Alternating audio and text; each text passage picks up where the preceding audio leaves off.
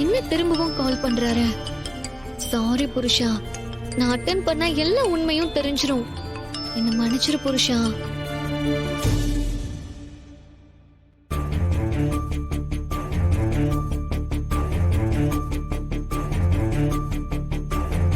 ஏங்க ஒரு நிமிஷம். சொல்லுங்க. இல்ல ரேவதியை பாத்தீங்களா? நான் ஃபோன் பண்ணாலும் எடுக்க மாட்டேங்கிறா. கார்த்திக் கேப்பா இருக்கா, ஏதாவது சொல்லி சமாளி. நான் இப்ப வந்துடுறேன். அவர்கிட்ட எதுவும் சொல்லிடாத, எல்லாமே சர்ப்ரைஸ்க்கா. இங்க தானே இருந்தா, கொஞ்ச நேரத்துக்கு முன்னாடி கூட பார்த்தனே. அப்படியா? எங்க போயிருக்கான்னு தெரியுமா? எங்க போயிருப்பான்னு தெரியல. சரிங்க, இத யார்கிட்ட சொல்லாதீங்க, நான் பாத்துக்கிறேன். சரிங்க.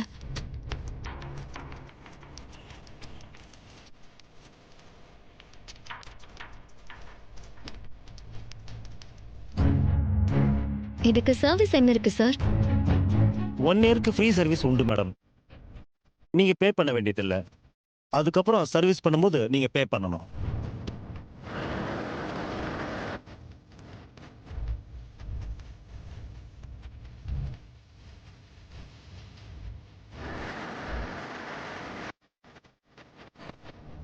டேய், என்னடா இன்னும் அவ்வளோ ஆளை காணோம்?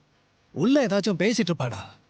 இதான்டா, இந்த பொம்பளைங்களே இப்படித்தான். போனோமா வேலையை முடிச்சோமா வெளியே வந்தோமான்னு இருக்க மாட்டாங்க. எங்க போனாலும் தேவையில்லாம வளன்னு பேசிட்டே இருப்பாங்க, டைம் பாஸ் பண்ணிக்கிட்டே இருப்பாங்க. டேய், பெரிய எக்ஸ்பர்ட் மாதிரி பேசுற. ஆமாண்டா, நீயே யோசிச்சு பாரு.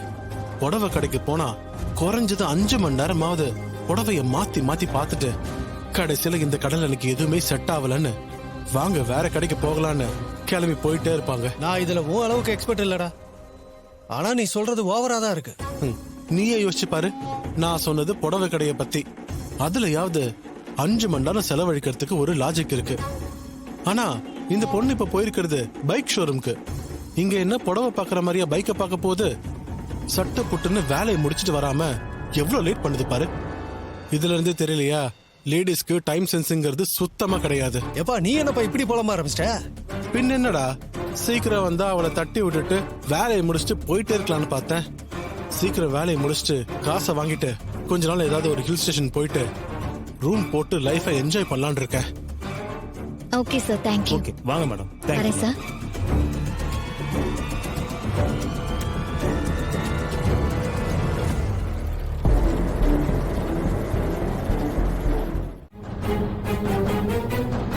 பாத்தியாக்கா, உன் பொண்ணு எப்படி பேசிட்டு போறான்னு? அவளுக்கு தனிப்பட்ட ஒரு வாழ்க்கைன்னு இருக்கான். அதுல நீ தலையிடக்கூடாதுன்னு இன்டைரக்டா சொல்லிட்டு போறா. கல்யாணத்துக்கு அப்புறம் தான்க்கா இப்படி எல்லாம் பேசிட்டு இருக்கா. அந்த டிரைவர் தான் இப்படி கம்ப்ளீட்டா மாத்தி வச்சிருக்கான். அவன் என்ன சொன்னாலும் அததான் கேக்குறா. உன் பேச்சுக்கெல்லாம் அவகிட்ட மதிப்பே இல்லாம போயிடுச்சு. ஆனா அவன் என்னமோ உனக்கு பயந்த மாதிரி கல்யாண நாள கொண்டாட வேணான்னு எப்படி நடிக்கிறான் பாரு. அவன் நடிச்சா நான் நம்பிடுவேனா? அவனை நம்பி ஏமாந்ததெல்லாம் போதும். நீ அதை புரிஞ்சுக்கிட்டா சரி. நீ அவங்க 2 பேரையும் பிரிக்க பாக்குற. ஆனா அவன் ரேவதி மனச மயக்கி உனக்கு எதிரா திருப்பி விட பாக்குறான். ஆனா அது அவளும் புரிஞ்சுக்காம அவன் கூட சேர்ந்து ஆடிட்டு இருக்கான். இந்த வீட்ல என்ன தவிர உனக்கு ஆதரவா யாருமே இல்லக்கா. உன் பெரிய மாப்பிளைக்கு ஹோட்டல் ஏற்பாடு பண்ணி கொடுத்து அவனையும் அவன் பக்கம் எடுத்துக்கிட்டான். மாமா பத்தி சொல்லவே வேணாம். தங்கச்சி பையன்னு ஏற்கனவே தலையில தூக்கி வச்சுக்கிட்டு ஆடிட்டு இருக்காரு. சுவாதியையும் ஸ்டேஜ்ல எல்லாம் பாட வச்சு அவனை புகழ்ந்து பேசுற மாதிரி பண்ணிட்டான். இந்த வீட்ல உன்னை விட அவனுக்கு தான் செல்வாக்கு அதிகமா இருக்கு. நீ சொல்றது எனக்கு புரியாம ஒண்ணும் இல்ல. ஆனா அவனை என்ன பண்றதுன்னு தான் எனக்கு ஒண்ணும் புரியல. அக்கா, ரேவதி கிட்ட இருந்து அவனை பிரிச்சா மட்டும்தான் நாம சாதிக்க முடியும். இல்லனா அவனோட அட்டகாசம் நாளுக்கு நாள் அதிகமாயிட்டே தான் போகும். ரேவதி மனசு மாறினா தானே அவளை பிரிக்க முடியும். அவதான் பிரிய கூடாதுங்கிறதுல ரொம்ப ஸ்ட்ராங்கா இருக்காளே. இப்ப கூட என்ன பேசிட்டு போறான்னு பார்த்தா இல்ல. அக்கா, அவ மனச நாம தான் மாத்தி ஆகணும். அத ஒரே நாள்ல செய்ய முடியாது. கொஞ்சம் கொஞ்சமா தான் செய்யணும். பஞ்சாயத்துல காசை வெட்டி போட்டு பிரிச்சு பார்த்துட்டோம். அதனால எந்த பிரயோஜனமும் இல்ல. கோர்ட்ல டிவோர்ஸ்க்கு அப்ளை பண்ணியாச்சு. அது நமக்கு ஃபேவரா நடந்தாதான் 2 பேரையுமே பிரிக்க முடியும். அக்கா, ஒன்னு சொல்ற நல்லா கேட்டுக்க. அவன் இங்க இருக்கிற ஒவ்வொரு நிமிஷமும் நமக்கு பிரச்சனை தான். நாம அவன்கிட்ட தோத்துக்கிட்டே தான் இருக்கோம்னு அர்த்தம். கூடி சீக்கிரமே இதுக்கெல்லாம் ஒரு முடிவு கட்டணும். எனக்கு தெரிஞ்சதை நான் சொல்லிட்டேன். என்னடா சொல்றீங்க? ஆமாண்ணே, அவளை கொல்ல கத்தியோட போனானே. ஆனா கடைசி நேரத்துல அவ புருஷன் வந்து காப்பாத்திட்டான். எப்படிடா அவன் தான்? என்னடா நடந்துச்சு சொல்லுடா.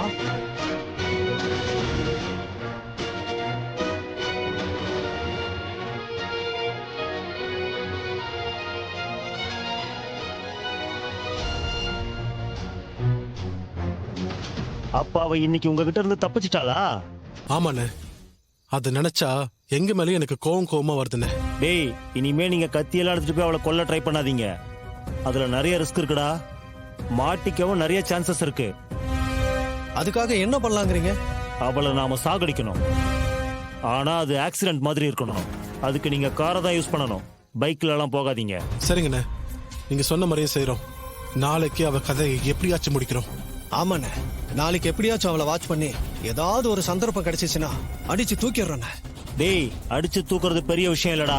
கார்ல நம்பர் பிளேட்டை மாத்திடுங்க. ஆக்சிடென்ட் பண்ணிட்டு நிக்காம வேகமா போயிடுங்க. கொஞ்சம் ஏமாந்தாலும் உங்களை பிடிச்சிருவாங்க. அண்ணே, அதெல்லாம் நாங்க பாத்துக்கிறோம். இதெல்லாம் நீங்க சொல்லணுமா என்ன? அப்புறம் ஆக்சிடென்ட் பண்ண பிறகு நம்பர் பிளேட்டை மாத்திருங்க. வண்டிக்கும் வேற கலர் பெயிண்ட் அடிச்சிருங்க. அப்பதான் யாராலையும் உங்களை கண்டுபிடிக்க முடியாது. சரிங்கண்ணே, நீங்க சொன்ன மாதிரி செஞ்சிடும். கவலைப்படாதீங்க. சரி, பார்த்து அவ கதையை முடிச்சிருங்க. நாங்க வரோம்.